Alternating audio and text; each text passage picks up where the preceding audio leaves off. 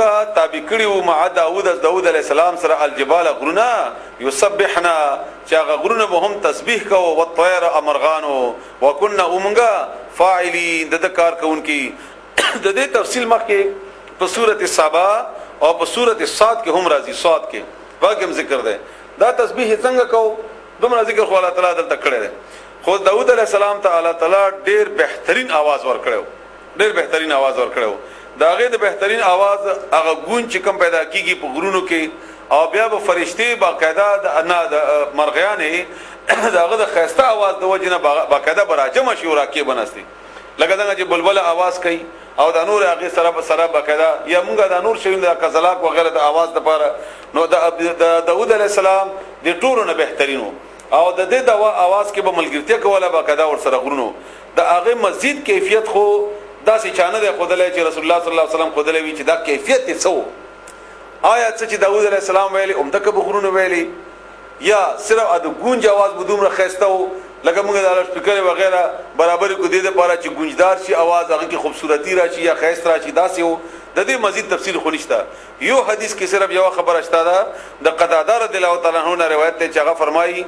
چې داغه आवाज ډیر زیات بهترینو او یو ورغه تلاوت کو نو رسول الله صلی الله علیه و سلم داغه تلاوت واوریدو او داسې ورته خاموش شو او بیا ورته ویلي چې الله تعالی د داوود غونته څنګه چې داوود علیه السلام ته الله تعالی خسته आवाज ورکړو داغه د خایز د आवाजونو الله تعالی یو आवाज ته هم درکړی چې خسته ده نو هغه आवाज خوبصورت او ډیر زیات خسته وو او څنګه چې الله شان سره مناسبه ده غرونه ورته تابع کړی وي چې تمر سره وای داسم کې دلی شي صرف داغه په आवाज کې په گونج کې ملګرتیا کوله هغه سم کوو صاحب ممکن ده کې دی شي خو چې د سبا او د صاد دا ټول آیتونه برابر شي بیا سره په دی باندې کوي او باز خلکو دینه دا دلیل جوړ کړی دی چې موسیقي جایز ده ځکه چې داوود علیه السلام موسیقي کړی و دا قران ډېر غټ تحریف ده نه داوود علیه السلام باندې کله دا ویل دي چې موسیقي کړی و او نه د غرونو باندې دا ویل دي چې هغه د موسیقي په بنیاد باندې یا موسیقي بنیاد باندې اس کړی و او د لپاره هم د خبره چې سورته لقمان کې روانه ده او یا په حدیثو کې ده چې مزامیر دی او که غنا ده دا حرام ده بس اندومره ډیره ده چې موږ ته رسول الله صلی الله علیه وسلم د دې باره کې ویل دي او سورته لقمان کې به ان شاء الله دغه خبره راځي یا په سورته نور کې تفصیل سره ان شاء الله وعلمناه او موږ ته تعلیم ورکړو وطير او مرغان وكنا فاعلين او موږ د دې کار کوونکی وعلمناه او موږ تعلیم ورکړو دته صنعت لبوسن جوړولو د جامو لکم تاسو د پاره څه کمی جامې لتحسنکم اغه جامې چې بچ کی تاسو حفاظت کی تاسو من باسکم تاسو د جنگونو نه جنگ نه ځکه چې داوود علی السلام چې کم زغره جوړولې نو اغه نه مخ کې به هم زغره جوړې دي خو داوود علی السلام په کې کونډې دا داوود علی السلام د زمانه نه شروع شوی اغه نه مخ کې بده کې دا کونډې دغه سیستم په کې نه وو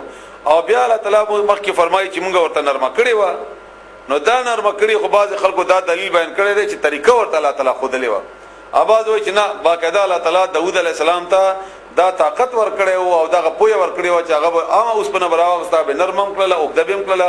دواړه د الله تعالی شان نه پاید نه کار دواړه د داوود علی السلام نه دی کار د الله دی او الله خو کړی نو داسې به کړی وي او کله د بل طریقې خلګي هغه به کړی د الله شان نه د پاید نه او نه د جګړه خبره ده چې کني سړی په جګو کې چې نه دادا سیوا او کدا سیوا فهل انتم شاکرون یا ای تاسو شکر ادا کوونکی ول سليمان او سليمان علیہ السلام د بار الريح هوا غاصفه تیزه تجری چروانه بوا بامره په حکم د الله سره یا په حکم د سليمان علیہ السلام سره ال الارض زمکتا التي غبارکنا چې موږ برکت اچول او فيها باغی کی ان د شام د فلسطین زمکا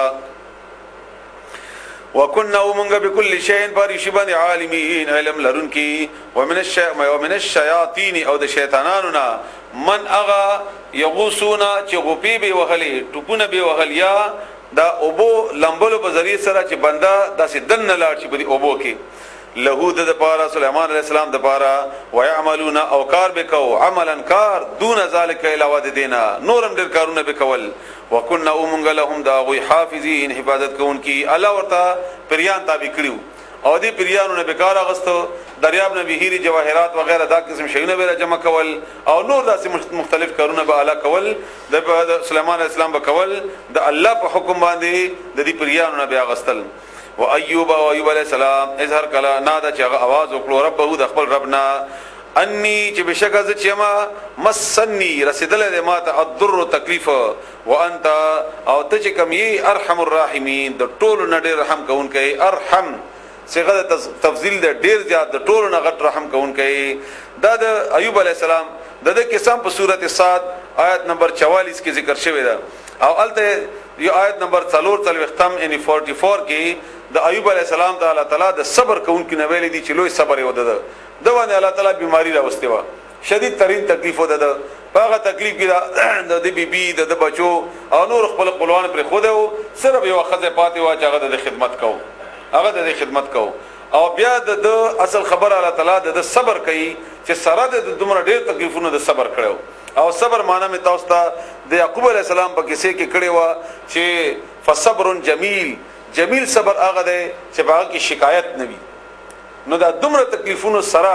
چې د مال او اولاد او دولت او ځان دا ټول ته علاوه غستل هغه باوجود ایوب علی السلام شکایت نه وکړي صرف دا دعا وکړه او دعام د سي عجيبه ده چې په دې کې د شکایت ذکر ډېر ان تاسو دعا وري ربه یعنی اے رب سما رب نے دعا کړې و انی بشک سچما مسنی رسیدل دې ماته الضر تکلیف وانت ارحم الراحمین او ته ډېر بهترین رحم کوونکی یعنی دا په خپل د دې خبره دلیل دی چې ته رحم کوونکی نو ما باندې رحم وکي ما ته آسان اسماء ته کار آسان کی فاستجبنا له فاستجبنا بس مونږه جواب ورکړو یعنی مونږ قبول کړله دعا د هغه فکشفنا او بلرکمږه ما هغه تکلیف به ما به هغه تکلیف چې وو من ضر د تکلیف نه فاستجبنا بس مونږه قبول کړله له دغه بلنا فکشفنا بمږه لری کړو ما هغه به چې وو هغه من ضر د تکلیف نه واتیناه مونږ ورکړو دته اهله کور ولد ده ومثلهم او د پشان دي نور ما هم هغه سره رحمتن د رحمتو من عندنا زمون طرفنا وذکر او د نصیحت للعابدین د عبادت کوونکو د پاره و اسماعیل علیہ السلام و ادریس علیہ السلام و ذلکفل او ذلکفل لفظی معنی نصیب والا د نصیب خاوند د برخي خاوند دا څوک د باره کې بعض خلک وایي د علیہ السلام او بعض خلک وایي د شعیب علیہ السلام او بعض بل پیغمبر باره کې یا د پیغمبر او یا د پیغمبر نه دا ټول رائے مختلفو تفسیرونو کې دا ذکر شوی دي خو د برخي خاوندو چې پیغمبرانو په لیست کې الله ذکر کړی دی معلومی کې چې دا پیغمبر او باقاعده او الله تعالی هم دومره ذکر کړی دی دنه اضافي ذکر پکې نشته بس هم دومره کافی ده او ذلکفل کل دا ټول من الصابرین د صبر کوونکو نو وادخلناهم او مونږه داخل کړل دوی اټول فی رحمتنا بخل رحمت کې انهم بشکدوی من الصالحین د نیکانو نو وظنون او د ماهی ولا ماهی خوان اظهار کلا یونس علیہ السلام ته اشاره ده هر کلا صحابه چې د لاړو مغاضبن غصه کې په حالت د غصه کې فظن بس د ګمان کړو الن نقدرا چې مونږه بکنه دې راګیر نکو تنګي برانه ولو علیه بدبانه فنادى بد आवाज وکړو فی ظلمات باغتیارو کې الله اله الا انت سبحانك انی كنت من الظالمین او دا درې تیاری الله ذکر کړی دي چې دا وی یو د دریاب تیار یو د ماهی تیار او یو د ماهی د خېټه تیار الله وایي کبه دې دعا سره هغه د زړه دا دعا په دې دعا سره مان امداد غوښته نه وي نو تر قیامت پورې به امداد کوي په کشته کې په دې ماهی په دې خېټه کې وو دغه د الله تعالی دا هغه حکم چې الله پیغمبرانو تکي چې اوزا د کلینا کلی باندې عذاب راولما نو د عذاب راوستلو خبره خو ما کړې و خود ته میدانه ویل چې ته اوزا او د دې د حکم نه د مخکې لاړو نو پیغمبر د پاره هم دومره خبره یې کافی و نن چې ما کوم تاسو ته ابتدا کې تقریر وکړ بس هغه د لپاره کافی ده نو د आवाज کو لا اله الا انت سبحانك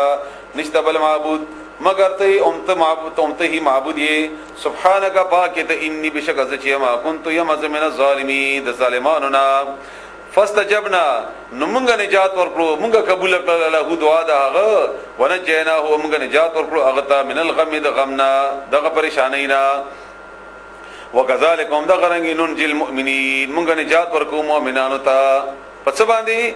پدې کلمې یو خدا کلمه مراد ده دغه چې رسول الله صلی الله علیه وسلم حدیثو کې هم ده چې حدیثو کې کوم ذکر شوی دی د رسول الله صلی الله علیه و علیه وسلم د اسم اعظم هغه کې دغه دعا هم ده لا اله الا انت سبحانك انی كنت من الظالمین او الله وعدم کړی دا چې هم دغه رنګ مونږه نجات ورکو د غم نه د نور مؤمنانو ته هم څنګه دی چې دومره لوی پریشانی کې ګیرو او الله تعالی خلاص کو په دې دعا ذریعہ سره خو دې مراد یوازې د دعا ذکر کول نه دي چې د صرف